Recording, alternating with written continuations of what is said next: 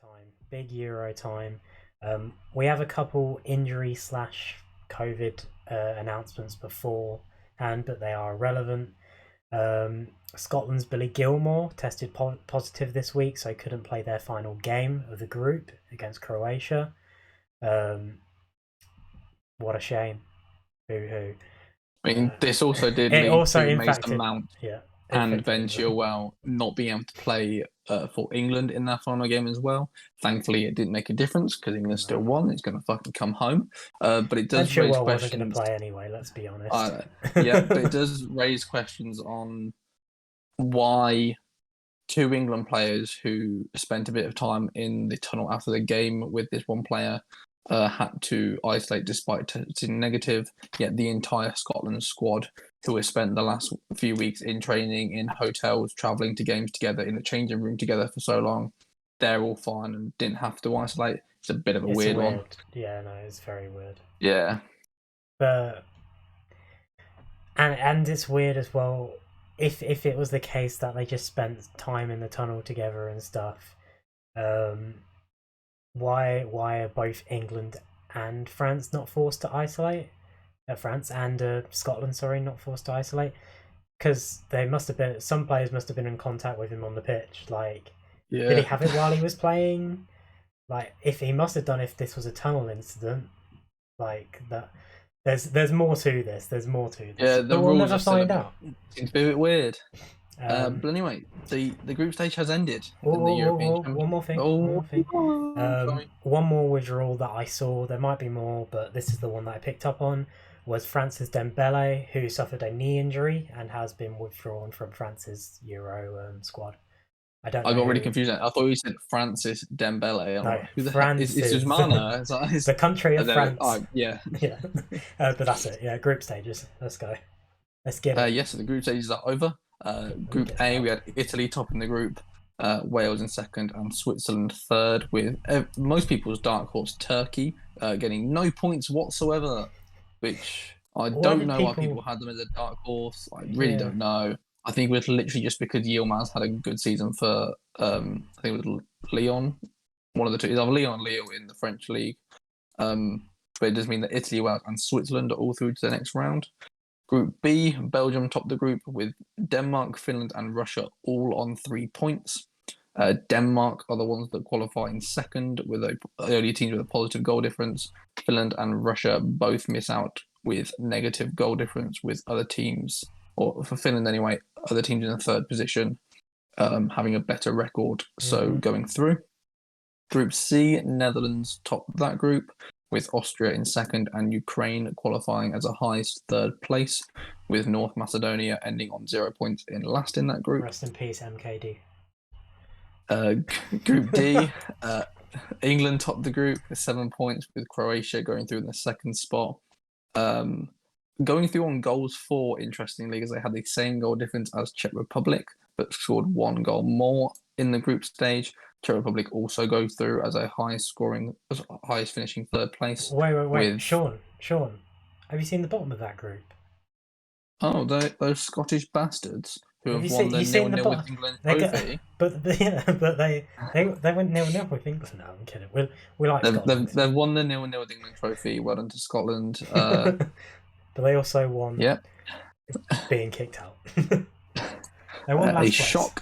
A shock in Group E as Sweden topped the group with 7 points, Spain qualifying second with 5, Slovakia in third, and Poland finished with only 1 point at the bottom of the group. And in the group of death, Slovakia would have gone through if they didn't lose 5-0 in their last game. Yes. Literally, that's such a 5-0. Oh, imagine doing that well to keep your level goal difference and then losing 5-0. Yes, and then the group of death, France topped that group with 5 points. They had a great last game day as well.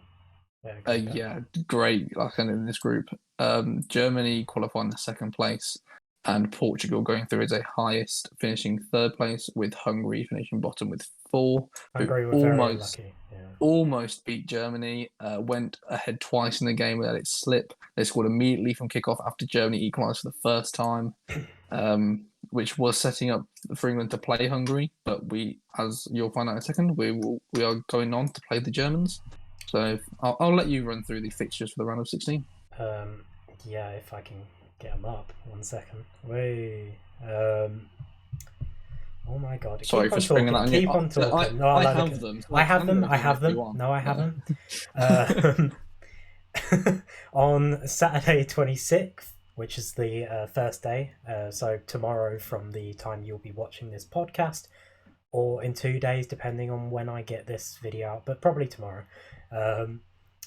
will be the first game. Will be Wales versus Denmark at 5 p.m. UK time. I'm going to do this in UK time. I think this website is on UK time. I would hope so.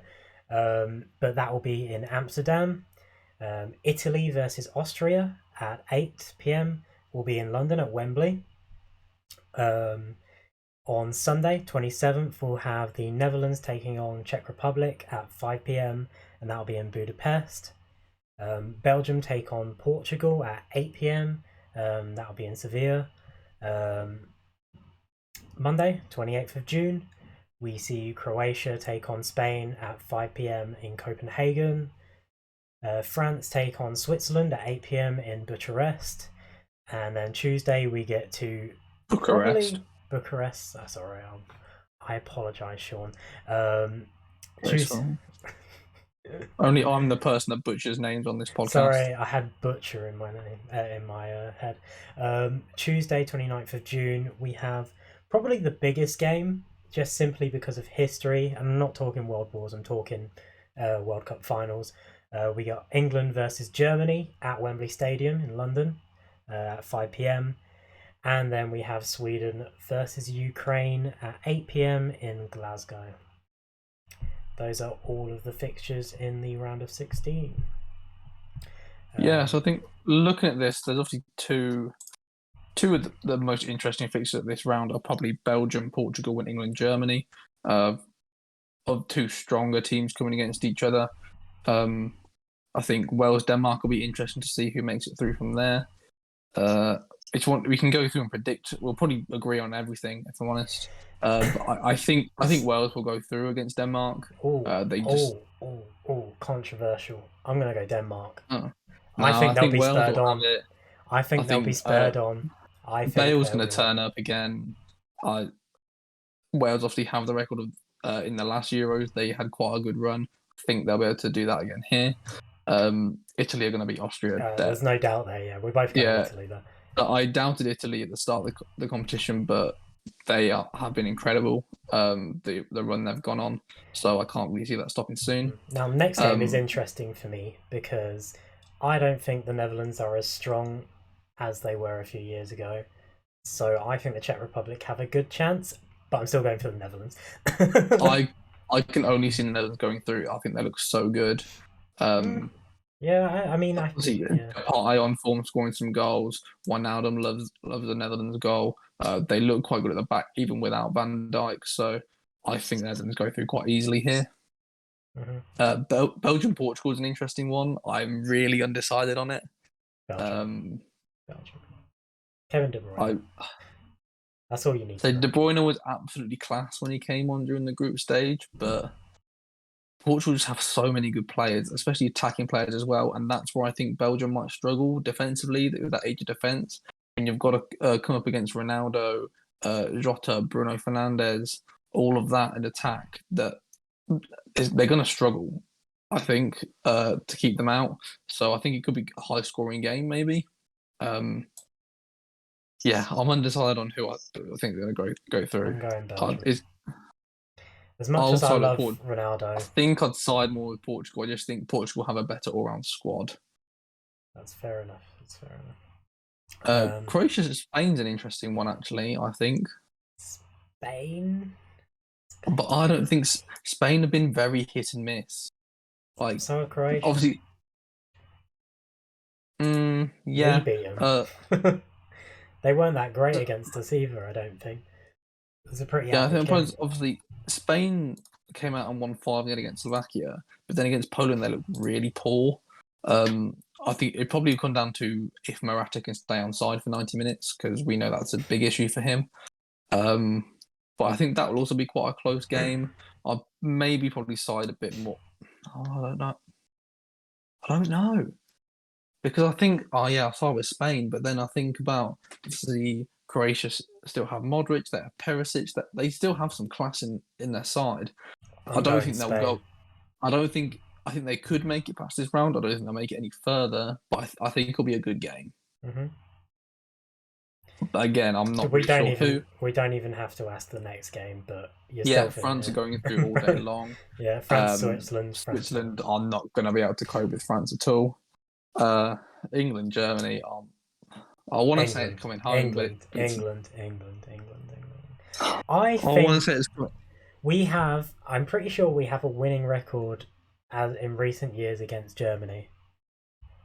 Although that may be from friendlies, so I'm not I say sure. the only thing that comes to mind is that South Africa World Cup, which is obviously quite a few years ago now, but that disallowed goal, that's just what springs to mind for a major competition when we played them. Hmm. Obviously, we didn't play them at the World Cup because Germany had a very poor one, didn't make out the group. But I think Germany looked really good as well. The only thing I will say that will side with us is that it looks like Southgate's been looking to set up as more of a counter-attacking team, which could benefit us here. Obviously, Germany are likely to have more of the ball and play the ball around us. So I think that's where we could come into our own a bit more because we haven't really in the group stage, obviously scoring 2 goals in 3 games. What But I I've learned think, from England's group performances is that we struggle to score goals, but defensively, we're very tight. It's what Southgate's good at. Good at. So but I don't know because I thought we looked a bit weak at the back during against Scotland. There was definite chances yeah, that Scotland could have and maybe should have taken. And definitely ones that if we give those chances to Germany, they will score. I think with Um, Maguire back, it might be a bit of a different story. yeah, that might help as well. I just think we definitely need to shut them out for the first half. If we concede early, no chance because Southgate is the way he plays is to try and shut people out and win 1-0. So if we go behind it, then makes that a bit more of a problem for us. Unfortunately, I think I'm out to side with the Germans. I think Germany will go through. I think their squad's just better than ours, and yeah, I think we'll crumble. If I'm honest, I don't think we haven't looked great in front of goal. We haven't had the shots Disgrace. on target. We're going Disgusting. to need to. We're going to need to take chances and have chances. I just haven't seen that from us in the Well, tournament so I'm far. backing the boys. I'm I'm backing the sorry. boys. It's coming home. It's coming home. And then for me, the final game's easy. I think Sweden win this quite comfortably against Ukraine. I think Sweden have looked really good in the group stage, Hmm. and I think they'll be the ones to go through. Yeah, no, I agree. Sweden. From the Jimmy, who you thinking like to get through even further? Um, Do you know mm, what the path is? what the quarterfinals and stuff. Yeah, so like Yeah, I can. We can who read will them be out. together? Let's read them out. Okay. I can do it. Friday the 2nd of July will be the start of the quarterfinals, and it will see the winner of France Switzerland take on the winner of Croatia Spain in St. Petersburg. So for And me, I think no matter what, France is going to go through the semi-finals from these set of fixtures. yeah, France for me as well. The next game will be the winner of Belgium Portugal taking on the winner of Italy Austria. For me, this is probably the toughest game if it goes the way I think it will go, which Belgium Italy for me. Who who wins that? Yeah, I Probably think either way, whoever wins out of Belgium Portugal is going to still be an interesting game against Italy. people have been Especially just, hyping as up I said, Italy like crazy, but the problem is they haven't really taken on anyone big enough. Like we haven't seen them going up against anyone big to get that sort of opinion. Like they weren't in a group of death. They were comfortable in their group, sure, but they're but a I very still good think team. I don't they want to look take that good away though. from them. Obviously, Yeah. Donnarumma great in goal. He's going to help them out a lot. Locatelli looks really good for them, I think, Hmm. and obviously Immobile been in form this season. So whoever they come against, it's definitely be a close game in that quarter final, whether they come against Belgium or Portugal. So I think that'll be interesting and potentially this could be the path through for the winners for me. I think between Italy, Belgium, and Portugal, those three all have a really good chance of going all the way and winning. Belgium probably lowest down on there for me, but yeah. I'm gonna put Italy in. I'll back everyone else. Like while we haven't seen them take on a top team yet, you could say that with a lot of these teams. So I think I'll back Italy to go through. So France and Italy from that first day for me. And it's interesting to note as well the 5 p.m. game, the France, Switzerland, Croatia, Spain game, could be a repeat of the World Cup final, which would be a very interesting setup, especially during the quarterfinals. So, yeah, I'm interested to see where we go from that. But, yeah, Saturday, 3rd of July, we will have Netherlands versus Netherlands. The winner of Netherlands and the Czech Republic the Netherlands.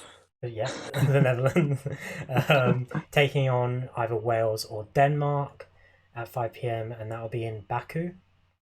So for me, Netherlands straight through, easy. Netherlands have a lovely path through to the semi-final for them. Yeah, I would agree. You never know, but obviously you never know. Yeah. Anything can happen. It's in one game, anyone can beat anyone with some fluke that happens. That's the greatness of competitions like this. But for me, I can't see any of those 3 teams trying to take down Netherlands. Well, the next fixture is something that's really interesting to me because this is the winner of Sweden, Ukraine taking on the winner of England, Germany. If England somehow manage to shithouse their way through, they're most likely going to be taking on Sweden, who are the team England beat quite comfortably in the World Cup not that long ago.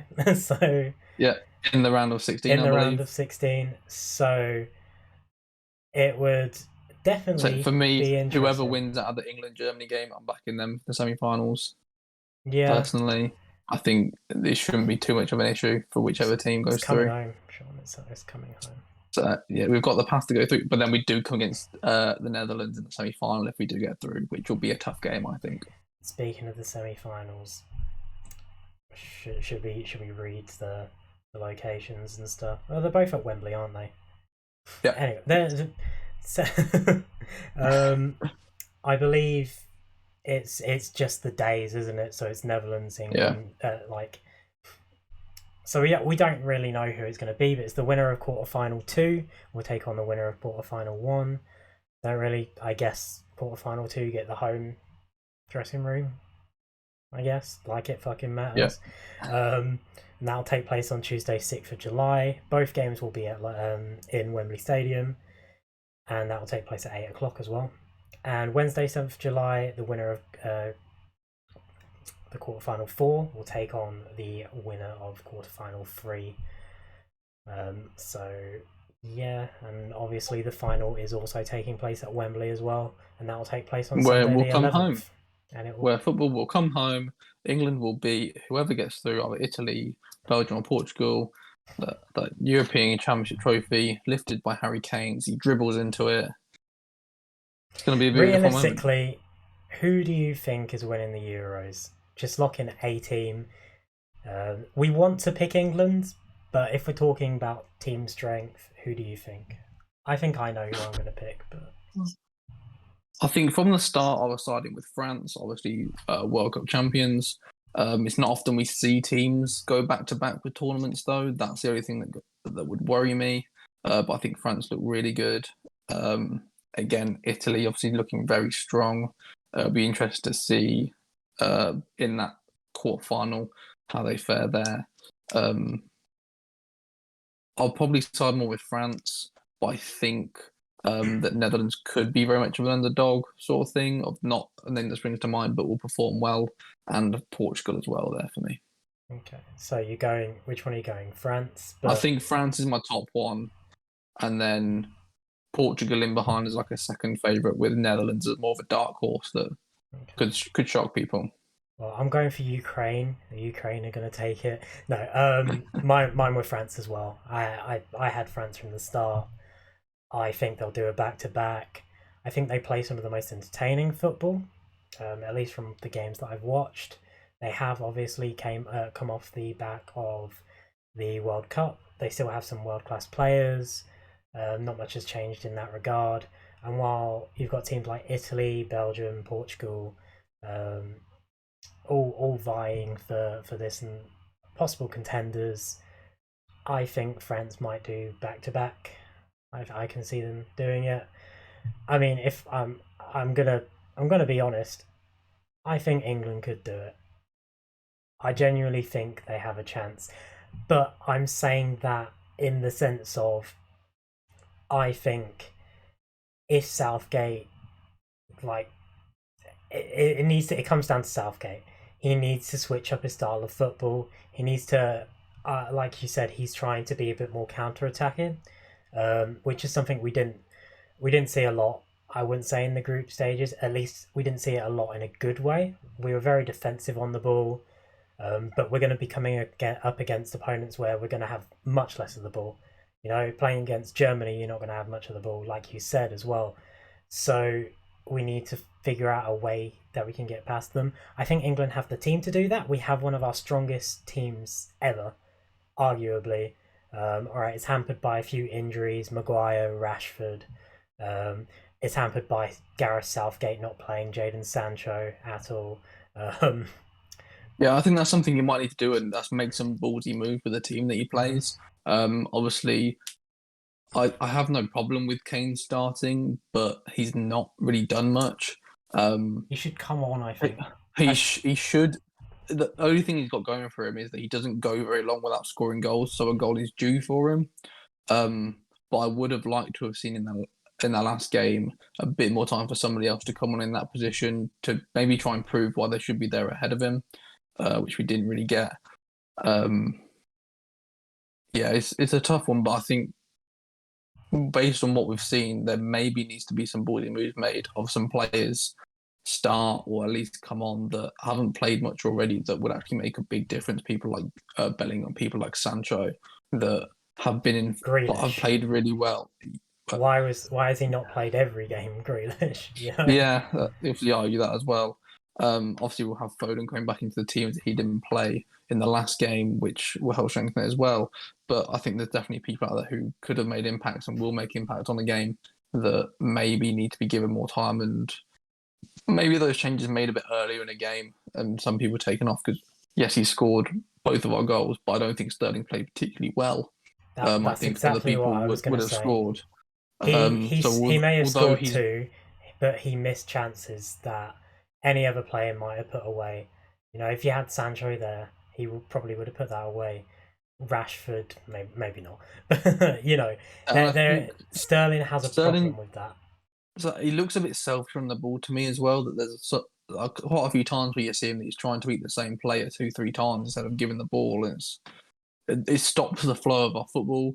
So even though he has obviously our top goal scorer, our only goal scorer, I personally, for me, I still wouldn't put it past making a big move and just not starting him or bringing him off fairly early on in the game. I wouldn't start him and then put him on if we need it. Like, I don't think his form in the league, I know City have won, but I don't think his form in the league should reflect. I think his form in the league should reflect his starting position in the England lineup, and he's not been better than other players in that position. Has he been better than Sancho? Right, play different leagues, but Sancho has been in a different world in the Bundesliga. Has he been better than, I don't know, Grealish or his own teammate Foden? No. Foden's been a star player for City this season. You know, there are players that should be playing over, and I'm not saying not every player fits into that position. That's not what I'm trying to say.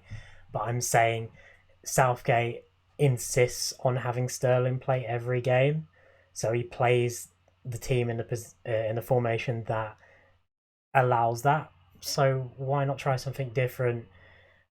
If I know Southgate plays that he's going for the one goal and then almost park the bus, you know, kind of not quite, but he should be playing. I think we should be playing attacking football because our team is very much an attacking team if you play the right players.